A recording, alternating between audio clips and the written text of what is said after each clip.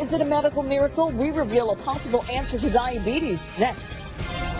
But new tonight at 11, the problem solvers are the first in the lab as scientists work on a possible breakthrough treatment for diabetes. But this is no ordinary breakthrough. Stephen Cooper shows us it begins in our own backyard. I just hope that people know that it is possible to suffer from absolutely every complication that this disease has to offer.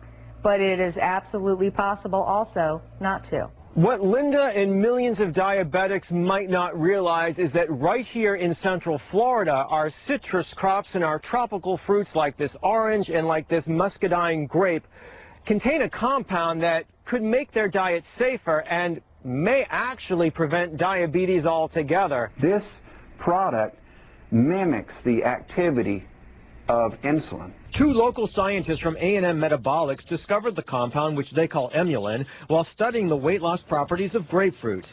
It's found exclusively in the rinds and peels of tropical fruits, like these muscadine grapes grown at the Lake Ridge Winery in Claremont. They're the only grapes that grow in a tropical climate. The idea is to extract the compound from the peel of the grape, filter and purify it to make this tasteless substance that, when added to regular food, acts as a sugar buffer. Studies in type 2 diabetic rats show great results. Those who were fed the equivalent of a brownie with Emulin showed a midday drop in glucose by as much as 27%. The control groups that were in a non-treatment group expired. The rats died. Right, the rats died. Emulin works by reducing the amount of carbohydrates absorbed after meals and the amount of glucose manufactured by the liver. It also speeds the removal of excess sugar from the bloodstream. It's not a sweetener or sugar alternative. Think of it as an additive that could be used by mainstream food manufacturers. It would be like putting folate in bread or vitamin D in milk. That's why we do those things, so that those foods have a greater benefit to us. While the scientists are confident Emulin can make eating safer for type 2 diabetics and perhaps reduce the onset of diabetes altogether, they're hopeful but not sure yet about type 1, the type Linda suffers with.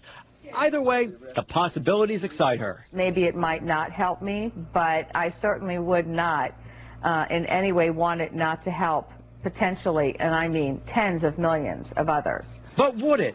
Linda speaks so highly of her doctors at Florida Hospital's Diabetes Center that we went there to ask them about Emulin, and they're intrigued. Until we have studies in humans, it's really difficult to come to a conclusion. But at the same time, you're not saying, no way, this is snake oil. Definitely not. Studies have now, in fact, moved from rats to humans. Double-blinded human trials with controls and placebos are underway as we speak. Results should be out within a few weeks. Stephen Cooper, Local 6.